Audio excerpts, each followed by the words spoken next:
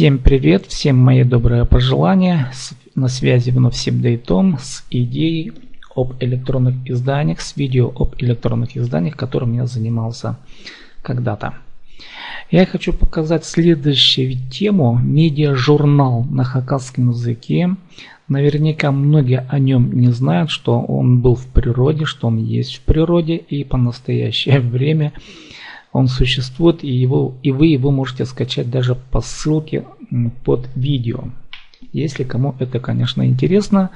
Но хочу подчеркнуть, что тут есть много косяков, недоработок, их надо доделать. В общем, есть над чем еще потрудиться, но я показываю тот вариант, который есть на самом деле.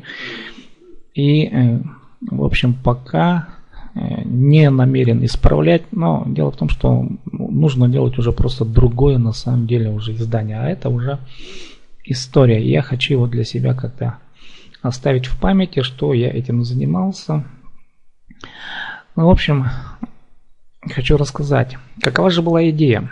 А идея была следующая: что может один человек, что может издать один человек, какой он медиажурнал может делать, как он может это сверстать.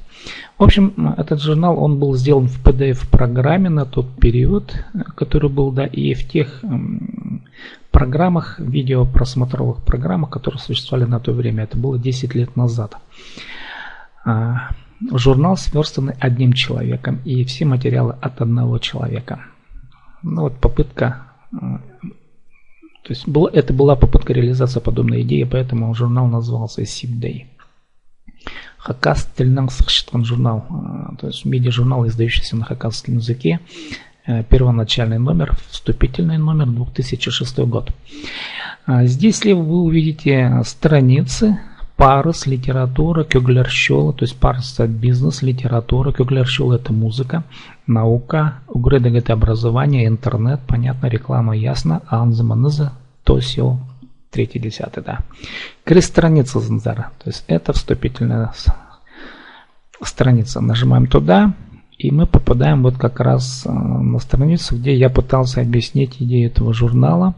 Если мы нажали бы так, еще раз давайте. Так, ага, мы возвращаемся назад. То есть идея была такова, что если мы нажимаем на это видео, то оно воспроизводилось бы. Почему-то программка не работает. В общем, косячки тут есть, и видео на самом деле сейчас не работает. И мы услышать не сможем. Получить проигрыватель я не пойду дальше, потому что там уже сайта нет, который дает. В общем, проигрыватель не работает, проще говоря. Ну и так, дальше. Это вступительное слово. Идея этого журнала разъясняется, вот о чем я тут говорил. Ну и возвращаемся так в главную страницу. Ну и пошли теперь по разделам. Раздел бизнеса, парс, да. Тут, да, это была великая, конечно, идея на тот период. Это идея бизнеса, это сетевого бизнеса. В основном MLM, рассказ об MLM, что такое сетевой маркетинг. Это статья на хакасском языке, я ее прописывал. Все данные на тот период об основных фирмах. Это легальные нормальные фирмы, и я по сайту rdsa.ru. Это все официальные фирмы, которые работают и до сих пор. Многие из них работают. Дальше, вот на хакасском языке рассказывал о сути этого явления, о бизнес-планах, о чем они различаются, бинарный, небинарный маркетинг-планы и так далее, и так далее. В общем, на хакасском языке пытался, так сказать, образовать народ, да, чем отличаются прямые продажи от сетевого маркетинга, да, скажем, Avon, например, да. Ну, так, дальше вот о платежных системах пытался рассказать, об интернет-магазинах тоже на хакасском языке. Все это была попытка прояснить. Это, конечно, были мои личные пристрастия к MLM-бизнесу на тот период, когда я занимался и тут пытался умничать, короче говоря, проще говоря. Так, следующий раздел — это литература. Я занимаюсь литературой, и тут есть небольшой рассказик. Худойга киртчизма. А ты веришь в Бога? И, в общем-то, такой рассказик небольшой. Следующий рассказик Шартре, лампочка. Кому интересно, можете тоже почитать. Скачаете по ссылке под видео. Далее. Когда я работал на радио, мне очень понравился литературное чтение, аудиочтение Кирилла Султрекова. И его оформлял Герман Танбаев. Музыкальное оформление. Я сейчас включу его. Вот. Это по рассказу Маган Тимоса. Апон называется рассказ. Да. Очень шикарное исполнение от Кирилла Султрекова. Я, откровенно говоря, вот такого чтения, такого вот. Сам рассказ, он не производит такого впечатления вот в оригинале. Но как было исполнено Кириллом Султрековым и как это было оформлено Германом Танбаевым, это совершенно две разные вещи. Меня это сильно впечатлило, откровенно говоря. И я решил вот эту идею вынести на свою страничку, что я этим увлечен, что-то мне сильно нравится. Вот эта вот идея, да, идея оформления, музыкального оформления рассказа Маган Тимоса Апон. Вы дальше можете послушать, но вы скачаете. Одна из других идей тоже аудиокнижки.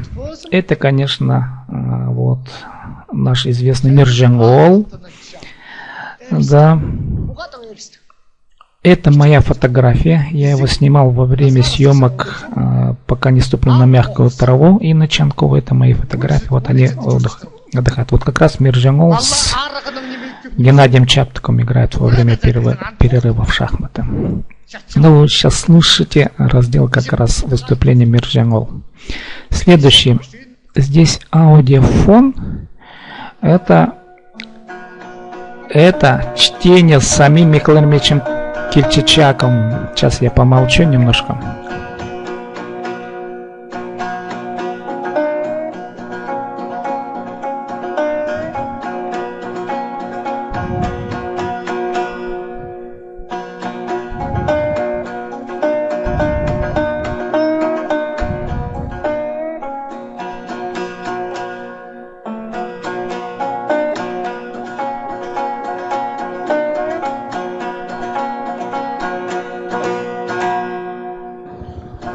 Мен қары кішігіттің сығары, ұлығылардан басқаның ары ұдай ісчен болған.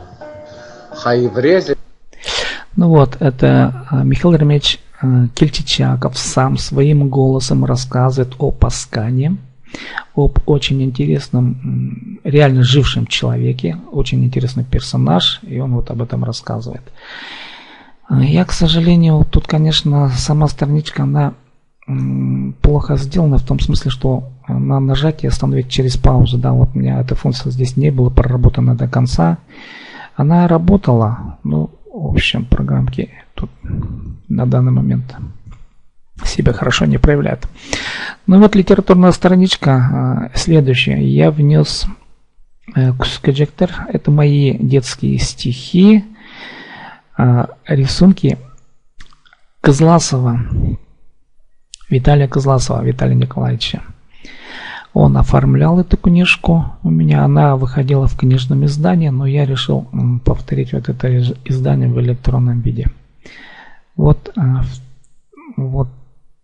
так я, в общем, пытался оформлять вот это все. Дальше идут стихотворения. Мои стихотворения. Так, караван, это рубаи на хакасском языке. Это стихотворение в виде тахпаха. Это верлибр, свободная форма. То есть идея была показать разные формы, разные стихотворные формы. Так. Тут, кажется, у меня были подкастинги. Да, я сейчас вспоминаю, что можно их было скачать и послушать попытки. В общем, это был попытка моего собственного юмора, но, к сожалению, мы сейчас этого не услышим. Дальше. Кюглер Шулара. Музыка. Я тут нажимать не буду, потому что сейчас опять надо будет возвращаться в основную страницу, чтобы гасить вот звучание, да. Хотя, вот, в общем, это мои песни, на хакасском языке. Ну и тут хочу обратить внимание на эту фотографию. Эта фотография, она сделана мной во время поездки празднования ее юбилея, кажется, Мидхас Туран в село Верхаскис. И остановились обычно от ЧЧП перед выездом в Аскисскую степь. Так, вот.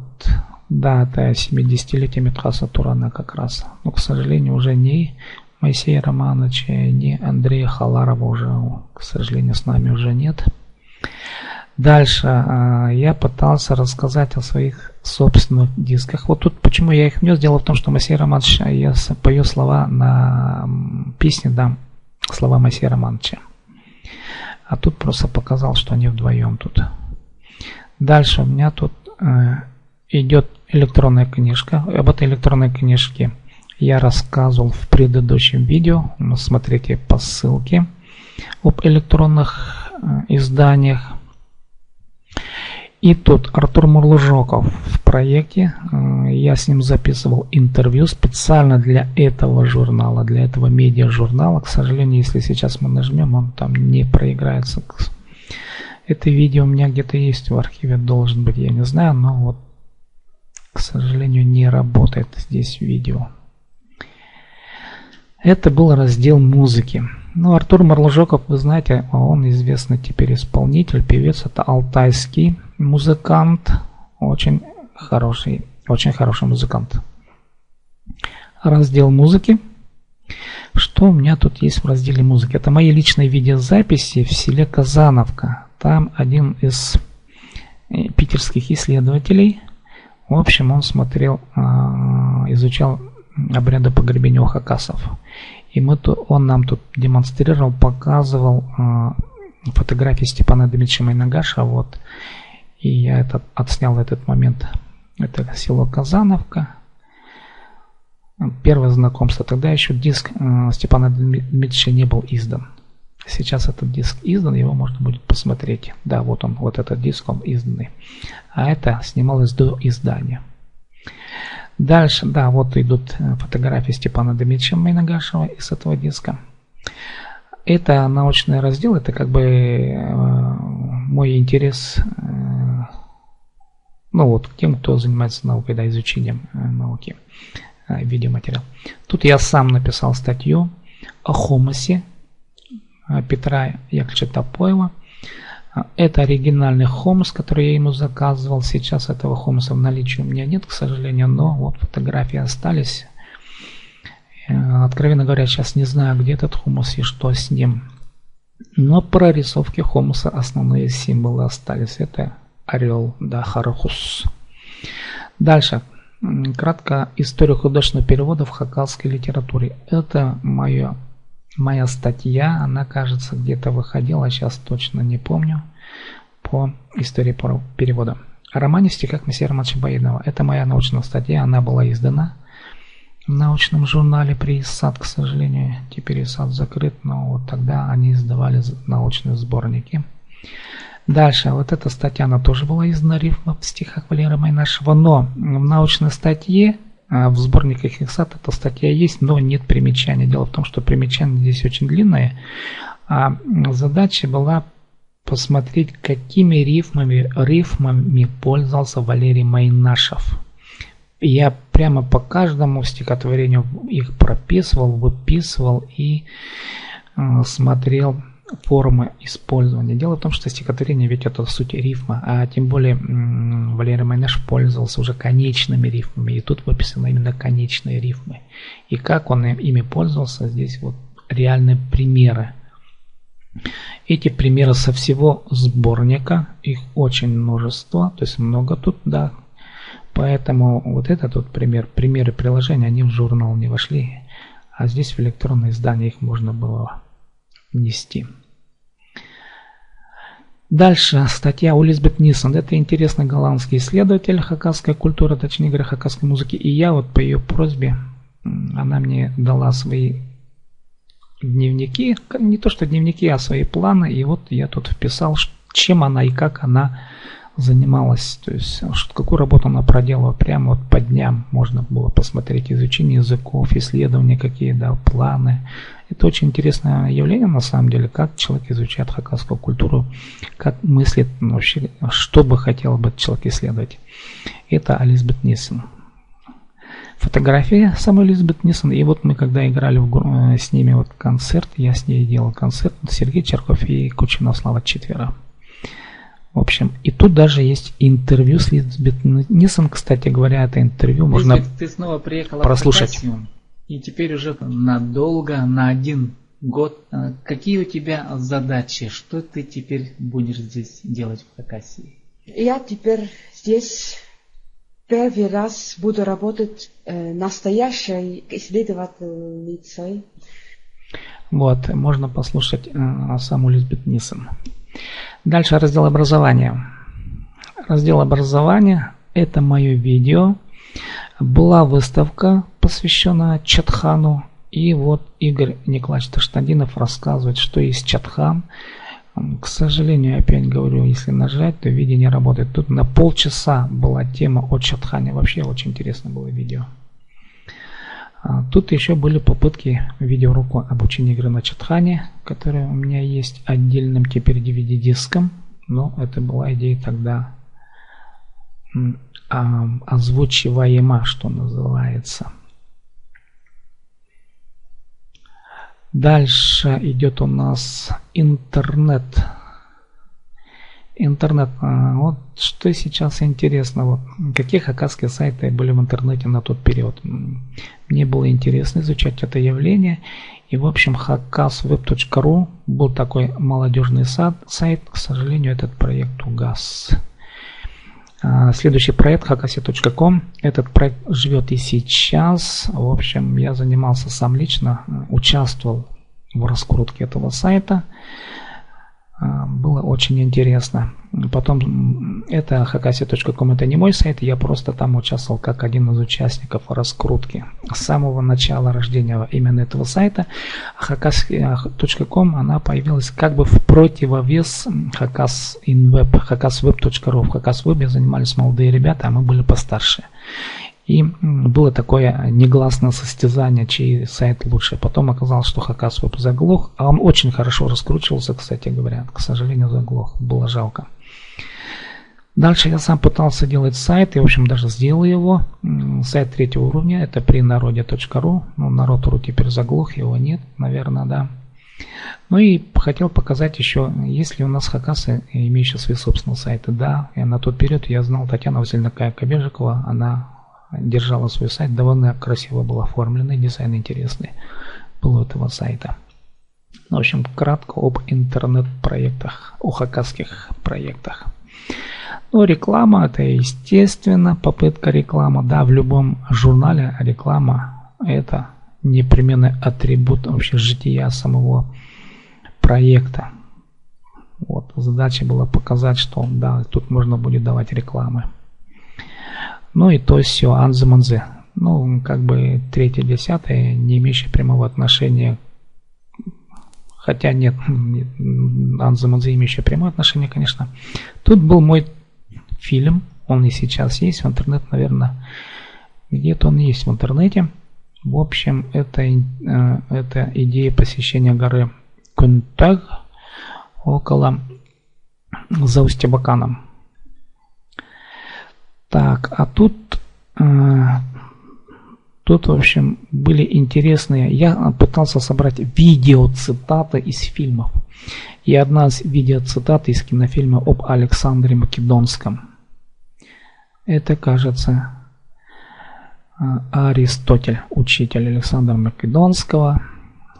И, в общем, я пытался собрать цитаты, которые были мне лично очень интересны. Вот таким образом пытался я создавать свой собственный журнал. В принципе, он сделан был. На тот период он вообще работал нормально. Все вот эти вот программульки, они работали корректно. Сейчас они устарели, эти программки. Короче говоря, они косячат. Спасибо за внимание, кто был со мной. Ставьте лайки. Надеюсь, поставите лайки. Подписывайтесь на канал.